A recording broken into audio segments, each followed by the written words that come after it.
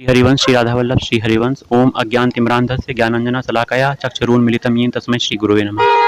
कर्म बड़ा है या धर्म, आज इसी विषय पर चर्चा की जाएगी। आज के संसार के सभी लोग कर्म को बहुत बड़ा महत्व देते हैं, क्योंकि कर्म करके उन्हें धन प्राप्त होता है, पद प्रतिष्ठा प्राप्त होती है। उनकी यह मान्यता है कि जितना कर्म करोगे उतना तुम्हें फल मिलेगा। वास्तव में कर्म करने से जो आप कर्म कर रहे हो उसका फल मिलेगा ही। चाहे आप अच्छा काम कर रहे हो तो उसका अच्छा फल मिलेगा, यदि आप बुराई कर रहे हो तो उसका बुराई का फल बुरा ही मिलता है, पाप ही मिलता है।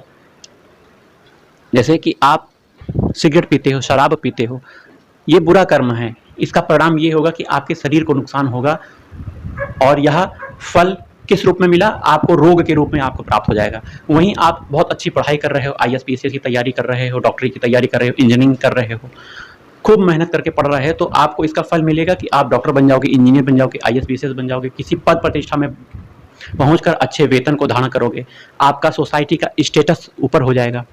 लेकिन क्या इस कर्म से भगवत प्राप्ति हो सकती है? क्या यह कर्म सही कर्म है? मनुष्य को यही कर्म करना चाहिए क्या?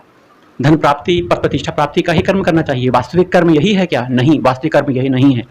ये जब हम धर्म की तरफ मुड़ते हैं और शुद्ध विवेक हमको धर्म से प्राप्त होता है, तब जब इस विवेक के माध्यम से हम जान पाते हैं कि वास्तविक कर्म यह कर्म नहीं है। वास्तविक कर्म भगवान की प्राप्ति है, भगवान के मार्ग में चलना है, भगवान की प्राप्ति, भगवान का प्रेम प्राप्त करना ही वास्तविक कर्म कहा गया है। अब यह भगवान का प्रेम कैसे प्राप्त हो सकता है? सांसारिक कर्म करने से भगवान का प्रेम प्राप्त नहीं होता। इसके लिए आपको गीता का स्वाध्याय करना चाहिए। संसार का सभी कर्म आप करो, भगवान ने नहीं रोका है, लेकिन इन कर्मों में आसक्ति ममता मत करो। किसी भी पद प्रतिष्ठा में बैठकर उस पद प्रतिष्ठा की आसक्ति, अभिमान, ममता करना व्यर्थ है। धन संपत्ति को प्राप्त करके उस धन संपत्ति का अभिमान करना, मद में चूर हो जाना, धन संपत्ति के अभिमान में गलत काम करना, वैष्णव में पड़ जाना, यह गलत है। धर्म हमें सिखाता है कि कर्मों को सही दिशा में करना है। कर्म वही IAS PCS की तैयारी, उसी पद प्रतिष्ठा में बैठना, इंजीनियरिंग करना और इंजीनियर बनकर सेवा करना, धन कमाना, यही कर्म करो। लेकिन इस कर्मों को भागवतिक कर दो, अर्थात भगवान की तरफ मोड़ दो।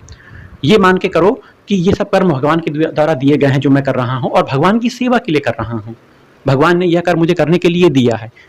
अपने आप को कर्ता भोक्ता बिल्कुल मत मानो। अगर आपने इस धर्म का पालन किया कि अपने आप को मैं कर्ता नहीं मानता हूं, मैं भोक्ता नहीं मानता हूं, वास्तविक भोक्ता मेरे प्रभु भगवान श्री कृष्ण हैं, वास्तविक कर्ता भगवान ही हैं, मैं तो निमित्त मात्र हूं, भगवान ही शक्ति दे रहे हैं, भगवान ही सभी कार्य करवा रहे हैं, तो ये कर्म धार्मिक कर्म हो गया, क्योंकि इसको आपने भगवान की तरफ मोड़ दिया ना। और इस कर्म को करने से आपको बंधन नहीं प्राप्त होगा। वास्तविक कर्म भगवान की प्राप्ति है। जो वैराग्य को प्राप्त हो चुके संत महात्मा हैं, उनकी स्थिति देखिए, वो जीवन में किसी बड़े पद प्रतिष्ठा में भी रहे होंगे। बहुत से संत महात्मा जीवन के प्रारंभिक अवस्था में धन कमाए, खूब बड़ी प्रतिष्ठा में रहे हैं, बड़े पद को सुशोभित किया है, परंतु जब उन्हें वास्तविक ज्ञान प्राप्त हुआ तो उन्होंने क्या किया? उन्होंने सब कुछ छोड़कर भगवान की तरफ मुड़ने का प्रयास किया, और भगवान की तरफ मुड़कर भगवान के प्रेम को प्राप्त करने का प्रयास किया, और भगवान के प्रेम को प्राप्त करके उन्हें ये संसार का जो सुख है, संसार की जो धन संपत्ति, ऐश्वर्य, पद प्रतिष्ठा है, इसको बहुत लघु मानकर इसको छोड़ दिया और भगवान की तरफ मुड़ गए, और आनंद में ही इन्होंने अपने जीवन को बिताया। भगवान आनंद स्वरूप है ना। भगवान का चिंतन करना एक आनंद की प्राप्ति है। भगवान का ध्यान करना, भगवान के नाम का स्मरण करना, ये एक आनंद की स्थिति है।